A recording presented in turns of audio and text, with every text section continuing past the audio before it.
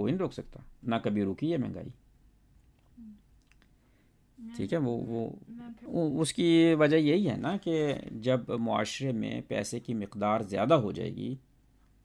تو لوگوں کے پاس پیسے ہوں گے اور چیزیں اتنی ہی ہیں جتنی ہیں پہلے سے، تو لوگ جو ہے پھر وہ اسی چیز کو اس کی چیز کی قیمت بڑھ جاتی ہے، اسی چیز کو خریدنے کے لیے لوگ زیادہ پیسے دیتے ہیں، اس وجہ سے مہنگائی ہو جاتی ہے. اور سب نہیں دے سکتے،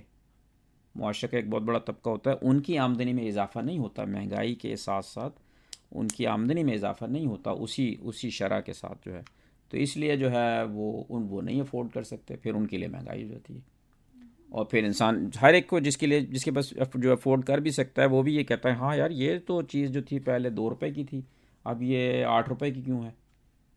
اگرچہ اس کے پیسے ہوتے ہیں وہ 8 روپے کی بھی لے لیتا ہے، لیکن وہ سوچتا تو ضرور ہے نا کہ یار یہ کیا بات ہے کہ یہ پہلے یہ والا مکان 1 لاکھ روپے کا تھا، اب یہ مکان جو ہے وہ 70 لاکھ روپے کا ہے، یہ کیسے ہو گیا نا. تو ہوا یہی ہے کہ مکان وہی ہے، بالکل وہی جگہ ہے، وہی سب کچھ ہے، مکان کی چیز بھی وہی ہے، لیکن یہ ہے کہ معاشرے میں پیسے کی مقدار بڑھ گئی ہے، لوگوں کے پاس پیسے کی مقدار زیادہ ہو گئی ہے، تو اب وہ اس لیے اس چیز کی قیمت بڑھ گئی ہے. تو مہنگائی کو روکا نہیں جا سکتا، اور اس کی وجہ اس کے یعنی دوسرے لفظوں میں اس کا نہیں، پیسوں کی مقدار کو نہ صرف یہ کہ پیسے کی مقدار مسلسل بڑھتی چلی جا رہی ہے. اگر پچھلے 40 50 100 سال کا دیکھا جائے، پیسوں کی مقدار کو دیکھا جائے تو وہ مسلسل بڑھتی چلی جا رہی ہے. تو اس کا مطلب یہ ہے کہ یہ نہیں کہا جا سکتا کہ اب ہم اس کی مقدار کو کم کر لیں گے کسی وجہ سے، کیونکہ ایسا نظام کے اندر ایسی کوئی چیز موجود نہیں ہے. تو نتیجہ یہ ہے کہ چیزیں مہنگی ہوتی رہیں گی، مسلسل مہنگی ہوتی رہیں گی، مسلسل مہنگی ہوتی رہیں گی. تو مہنگائی کو روکا نہیں جا سکتا، اور وجہ اس کی یہی ہے کہ چونکہ ہر آنے والے سال پیسے کی مقدار بڑھ جاتی ہے معاشرے کے اندر، اور ہر کرائسس کے بعد، ٹھیک ہے، ہر کرائسس کے بعد پیسے کی مقدار بڑھ جاتی ہے. اور پیسے کی مقدار کو کون کنٹرول کرتا ہے؟ اس کو سب سے بڑا کنٹرول کرنے والا ادارہ جو ہے وہ IMF انٹرنیشنل مانیٹری فنڈ یا بین الاقوامی مالیاتی فنڈ جو ہے وہ اس کو کنٹرول کرتا ہے. سارا پیسے کا نظام ان کے ہاتھ میں ہے اور ان کی مونوپلی ہے، اور وہ ہر ملک کے لیے کہ اس ملک میں اس وقت کتنے پیسے ہوں گے اس کو کنٹرول کرتے ہیں. اگر کوئی ملک یہ کوشش کرے کہ ہاں ہم اپنے پیسے اور چھاپ لیتے ہیں خود سے، تو اس کی اجازت ہے، چھاپ لیں، لیکن اس کے نتیجہ یہ ہوتا ہے کہ ان کے پیسے کی مقدار اور کم ہو جاتی ہے، ان کے پیسے کی مقدار اور بڑھ جاتی ہے معاشرے میں، لیکن پیسے کی قدر اور کم ہو جاتی ہے، ویلیو اور کم ہو جاتی ہے.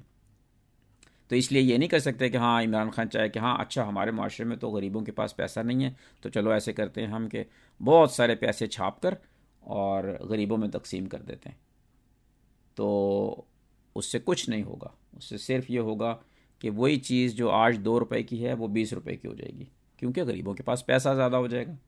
پیسہ آ جائے گا. لیکن نتیجہ کیا ہوگا کہ روپے کی قیمت اور گر جائے گی اور کم ہو جائے گی، اور اس کا کیا نتیجہ ہوگا کہ ہم نے جو بین الاقوامی قرضے لیے ہوئے ہیں، تو اگر ہم نے $1 لیا تھا، اور جب ہم نے لیا تھا تو ہمیں اس ڈالر کے بدلے میں 60 روپے ملتے تھے، تو اب ہم وہ $1 جب واپس کریں گے تو ہمیں اس کے لیے 150 روپے چاہیے ہوں گے. تو اس لیے ہم ایسا نہیں کر سکتے، یا کوئی بھی ملک ایسا نہیں کر سکتا کہ جب چاہے جتنے مرضی چاہے پیسے چھاپ لے. ہاں پیسے تو چھاپتے ہیں ملک، لیکن یہ ہے کہ وہ ہمیشہ IMF کے پروگرام کے تحت چھاپتے ہیں. تو یہ بات صحیح ہے کہ ملک میں پیسے کی مقدار بڑھتی چلی جائے گی، اور اس کے نتیجے میں مہنگائی بڑھتی چلی جائے گی، اور چونکہ دولت کی تقسیم کا نظام بہت خراب ہے،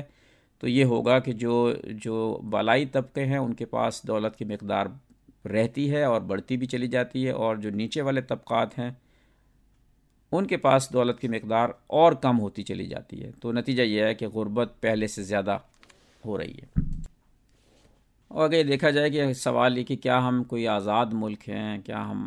ہماری عوام آزاد ہے، کیا ہمارے ادارے آزاد ہیں، تو اس کا آسان سا جواب ہے کہ نہیں. اور اس نہیں کی وجہ کیا ہے کہ جو ملک مقروض ہو، وہ آزاد نہیں ہو سکتا، چاہے وہ ادارہ ہو یا ملک ہو یا فرد ہو یا کوئی انسٹیٹیوشن وغیرہ ہو۔ جب کوئی مقروض ہے تو وہ آزاد نہیں ہے۔